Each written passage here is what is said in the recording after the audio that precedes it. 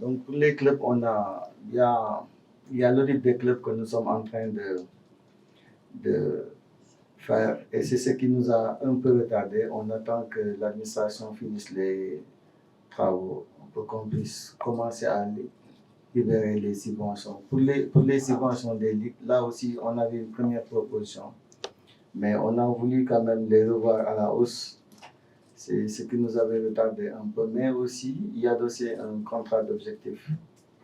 Finalement, ça a été fait, les subventions ont été envoyées. Mais le plus important, ce qu'il faut savoir, c'est que on a évolué dans un contexte très difficile financièrement. Nous, on a pris service au moment où juste il y avait des compétitions majeures qui étaient là. Et on n'avait pas l'accompagnement nécessaire qu'on devrait avoir pour la prise en charge totale de l'équipe A. Donc, on a dû quand même chercher des ressources additionnelles pour prendre en charge des dépenses qui jadis relevaient du ministère et de l'État du Sénégal. Mais bon, tout ça, on n'a pas voulu communiquer là-dessus parce que aussi, vous savez, il faut maintenir cette cohésion au sein de l'équipe pour éviter les polémiques. Et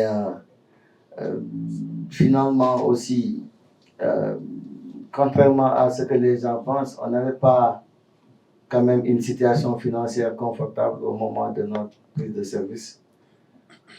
Parce que quand on faisait la situation des comptes, il y avait à peu près 1 milliard et quelques. Mais ce milliard-là, c'était des fonds FIFA. Et les fonds FIFA, c'est pratiquement la contrepartie de la FIFA dans le cadre de nos projets de développement. Et il y avait aussi une dette de 900 millions de francs, officiellement 900 millions, qu'on nous a laissé et que nous sommes en train aussi de régler. Et un défaut de couverture sur le stade Demba Diop de 2 milliards. Parce que le projet du stade Demba Diop, c'est financièrement, c'est 5 milliards. Et la fédération a eu à honorer 800 millions dans le cadre de ce projet. Donc, il restait 2 milliards qu'il faut provisionner. Et ces 2 milliards aussi n'étaient pas en place. Donc, pour vous dire que nous sommes arrivés dans un contexte très difficile.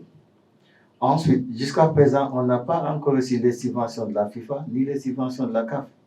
C'est-à-dire, tout ça, nous le faisons parce qu'on a su quand même renégocier nos partenariats et on a des moyens additionnels aussi avec le ticketing parce que les matchs qu'on a eu à organiser, on a pu avoir beaucoup de ressources alors qu'auparavant, tous les matchs organisés étaient déficitaires.